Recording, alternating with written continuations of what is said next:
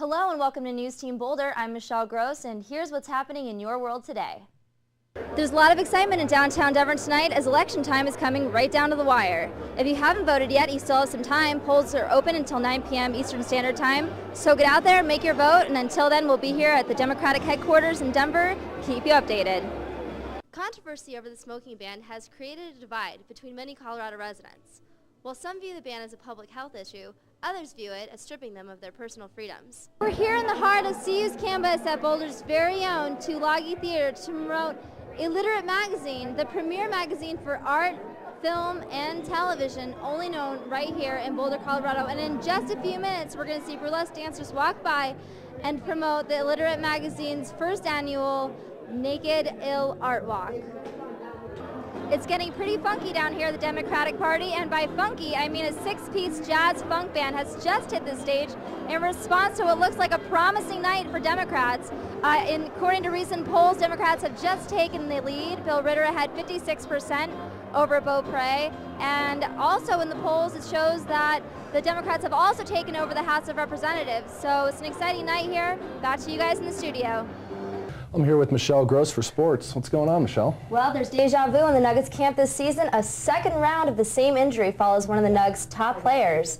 Also coming up, we'll take you to the Boulder Gym where women are sharpening up their defensive skills.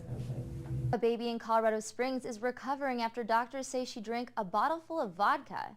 2-month-old Christina Smith arrived at a hospital Sunday morning with a blood alcohol level of .364, 4 times the legal limit.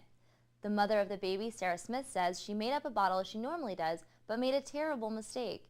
Sarah fed Christina a mix of formula and what she thought was water, but turned out to be vodka. Sarah says she didn't check to see what was inside the bottle. Santa's Jingle Bells are taking on a new tone this year, and News Team's Rebecca Carroll found out how kids both naughty and nice will be ringing in the holiday season. After weeks of military threats, the island nation of Fiji may be experiencing its 4th coup since 1970. Army troops have seized police weapons and set up roadblocks in the capital surrounding the residence of the country's prime minister, who was elected in May. Military leaders said Monday that they have plans to restore democracy by installing a new government next week. Supporters of the ousted regime claim the military government is a disgrace to the Constitution and would be illegal. Santa Claus made an entrance at one holiday party that he would like to forget but may not remember. Take a look at this hilarious video we found on YouTube. McDonald's is now going from supersize me to exercise me. The McDonald's on Chase Street in Broomfield is one of 6 stores nationwide to open a mini gym. The Ronald McDonald Gym was finished a week ago as a possible successor to the popular McDonald's Play Place. If the new face of McDonald's keeps up its popularity, it could change its reputation from fat to fit. Well, depression is something we've all heard about, but have many misconceptions surrounding it. Michelle Gross is here in the studio to talk about it. Thanks, guys. I'm here with Lance Powers, who has been dealing with depression firsthand. And as we just saw in the story, we want to talk a little more in depth with you about and just hear your story. So I guess my first question for you is, when your family and friends first found out about your depression, what was their initial reaction?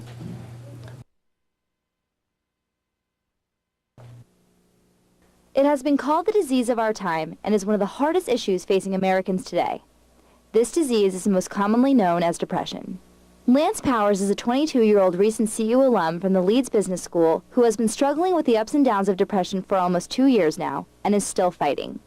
Depression, for me at least, is a life-threatening illness.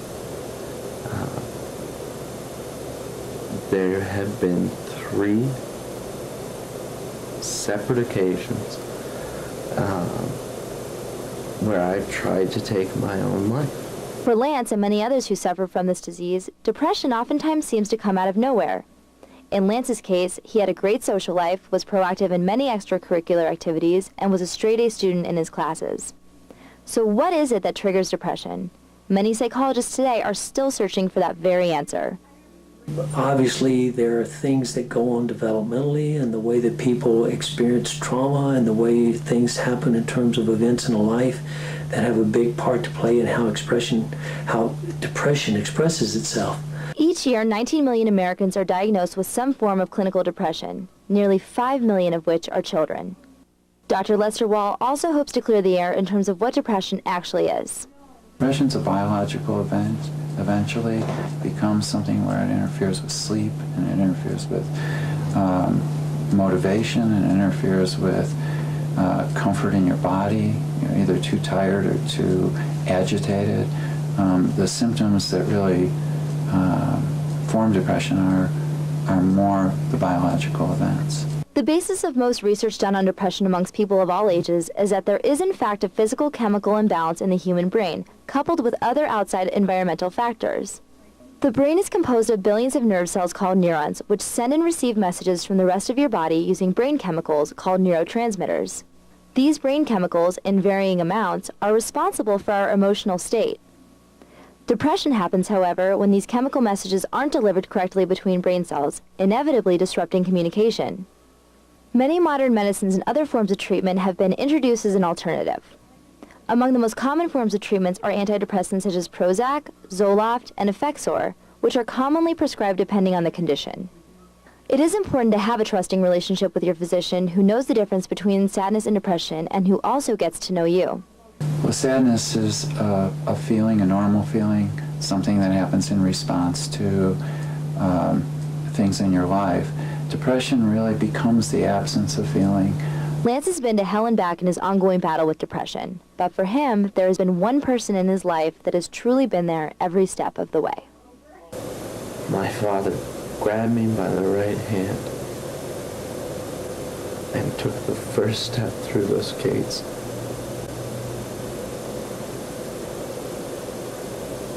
And has been walking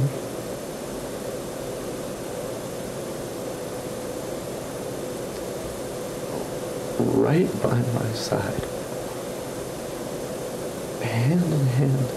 While medication and psychotherapy are both valuable options to those suffering from depression, perhaps the best remedy is support from the people you love.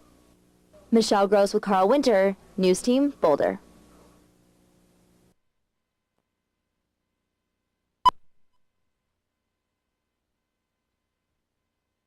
John Younger, a 22-year-old paralegal student, has been openly gay for as long as he can remember and still struggles. After recently returning a newlywed from Canada, John was forced to marry his life partner and love of 5 years in a foreign country to escape persecution of such an act within the States. Having to go to Canada to get married was just an eye-opener. I mean, leaving my own country to get married to the one person I love, that's not right. It's really not. And we're supposed to be living in this country where we're supposed to be equals, but we're not. You've seen the posters and many of the controversial ad campaigns which are currently sweeping the state of Colorado. As election time grows near, a new strategy to win legal recognition of same-sex couples are all falling under title Referendum I. While it's not marriage, it resembles something close to it and is being defined as domestic partnerships, a term you will only find right here in Colorado. Coloradans for Fairness is one organization which has been combating for equal homosexual rights. Frankly, this campaign is only seeking to provide basic legal rights to gay people, to ensure that their responsibilities, their basic legal rights and protections are afforded to them. By no means are we having a conversation about marriage here. Other groups, however, do not feel as open-minded when it comes to the very taboo issue of homosexuality. Groups such as Focus on the Family, as well as other conservative Christian movements and individuals, continue to oppose homosexual behavior. Referendum I, support of homosexuality, and it's wrong. It's a sin. It'll destroy people's lives, it'll destroy our society, and we should vote against it. A few of the benefits same-sex couples will receive under domestic partnership include making decisions pertaining to medical care, hospital visitation rights, as well as access to health insurance. If passed, the November 7th election will prove to be a monumental feat for those supporting Referendum I. Another measure you can expect to see on the ballot, Amendment 43, has been seen by many as a step in the opposite direction. Amendment 43 defines marriage as a union of one man and one woman. Colorado's American Civil Liberties Union, also a strong supporter of I, holds an even stronger opinion about the ensuing amendment.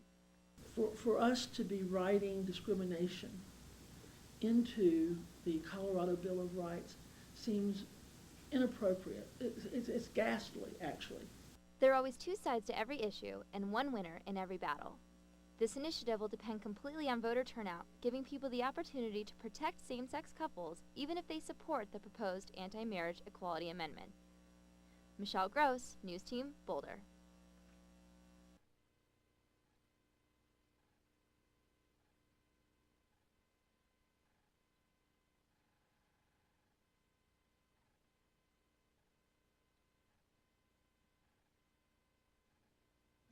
A bill is on its way to the Senate next week that will wipe out smoking in public places.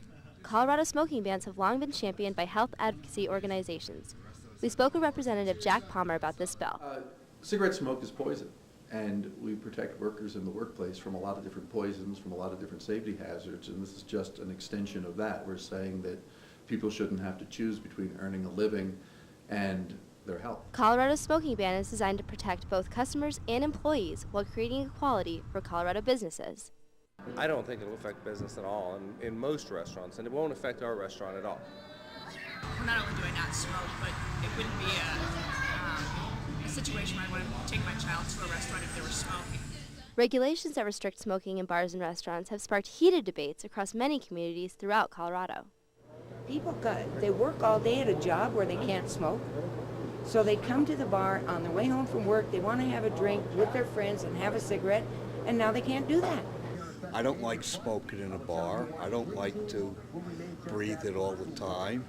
But I do go into bars, so I have to accept it. Probably, 75% of the clientele here are smokers, at least.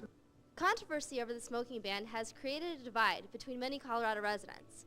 While some view the ban as a public health issue, others view it as stripping them of their personal freedoms. If you work in a chemical or an oil refinery, you have to have protective gear, and this is just like that. We're saying that you cannot expose employees to unnecessary hazards. If they pass it and it goes that way, we have to live with it.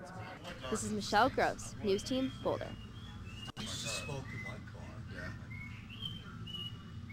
That's all for today. Thanks for watching, and we hope you'll join us again on Thursday for the last newscast of the semester. You can also find us on the web at newsteamboulder.com.